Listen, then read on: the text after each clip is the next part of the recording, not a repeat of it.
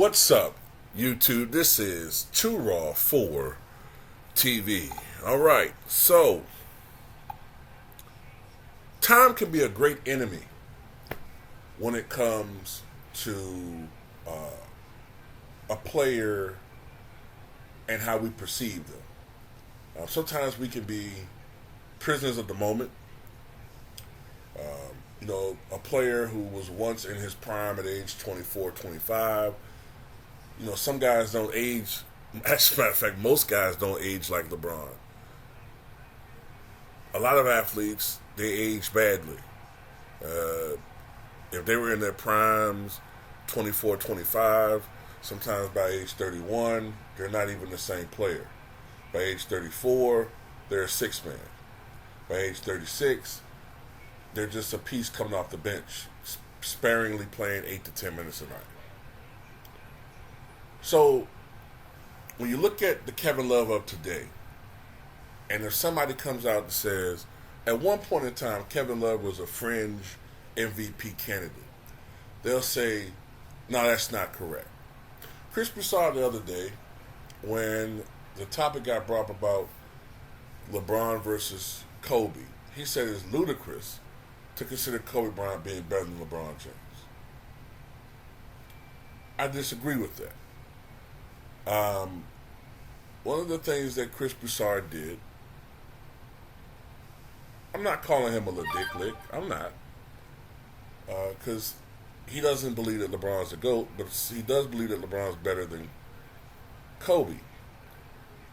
But one of the things that I noticed that he did was he tried to, or at least in his mind, he feels that players like Chris Bosh and Kevin Love were not really like that. They were like maybe some borderline all-stars that were enhanced by media coverage and all that. And I'm here to say that's not correct.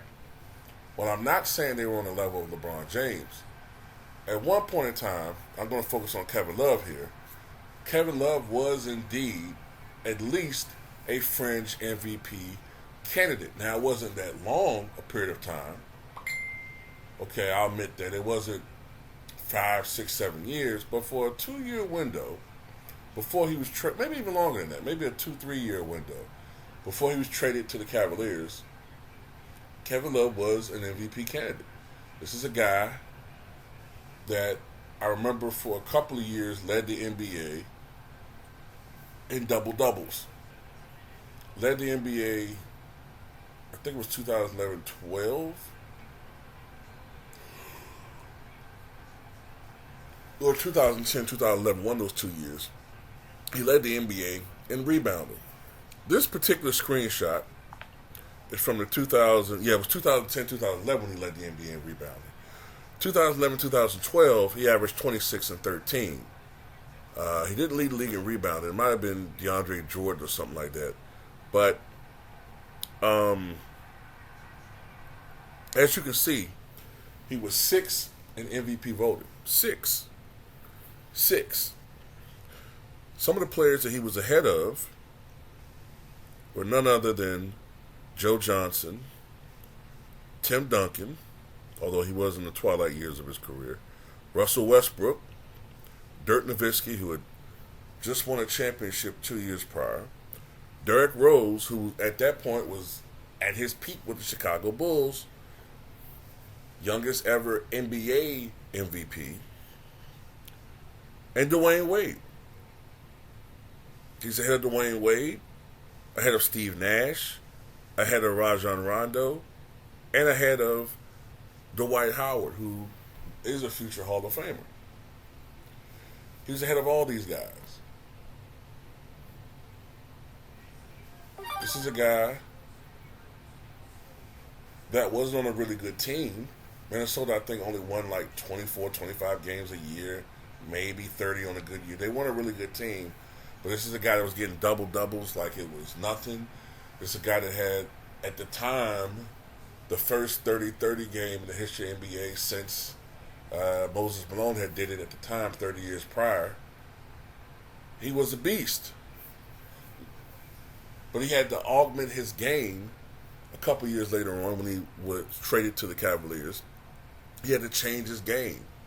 He had to change his body. He had to get thinner because, like Chris Bosh, he had to learn how to play on the perimeter, be on the perimeter more. So he had to lose weight. He went from like 265, 270 down like to 235, 240. So he lost a lot of weight, which affected his rebounding. He wasn't as strong. Initially, he was kind of lost on the perimeter.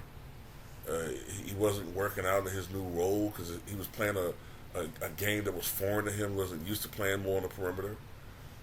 He was becoming more of a spot-up shooter, which wasn't his game at all. He went through so much mental angst that he had to see a psychiatrist. And then you have guys today who were flippantly disrespectful of this man, say that he was one of the bums that LeBron James played with. By the way, Chris Broussard also said that Chris Bosh wasn't really that guy in Toronto. And the year before he was traded, I think he was 12th in MVP voting. And when you consider the fact that he wasn't getting any media coverage at all, up in Toronto, none. We remember they weren't talking about the Raptors at all. After Vince Carter left Toronto, they didn't talk about them at all. I'm trying to remember when they started talking about Toronto again. Maybe when DeMar DeRozan and Kyle Lowry teamed up for a couple years, but they didn't talk about the Raptors at all. Sometimes you forgot there was a team in Canada, and he was still 12th in the MVP vote. So the Chris Broussard, come on, man. Come on. And it's not absurd to say that Kobe's better than LeBron, because all this revisionist history, you got guys like not Chris Broussard, but Colin Cowherd saying LeBron's been the best player since 2005. Bullshit. Okay? I was alive watching basketball then. You were alive watching basketball. The best player in 2005 generally was emerging to be Kobe Bryant. And well, he wasn't head and shoulders ahead of the pack like Michael Jordan in the 90s, but he was generally the consensus best player. By 2009, 2010, he was the consensus best player. If at all, even when LeBron was winning championships in Toronto, with Miami, I don't remember him starting to be called the best player until maybe around 2013-ish, maybe around that time. So, at the end of the day, come on. But anyway, tell me what you guys think.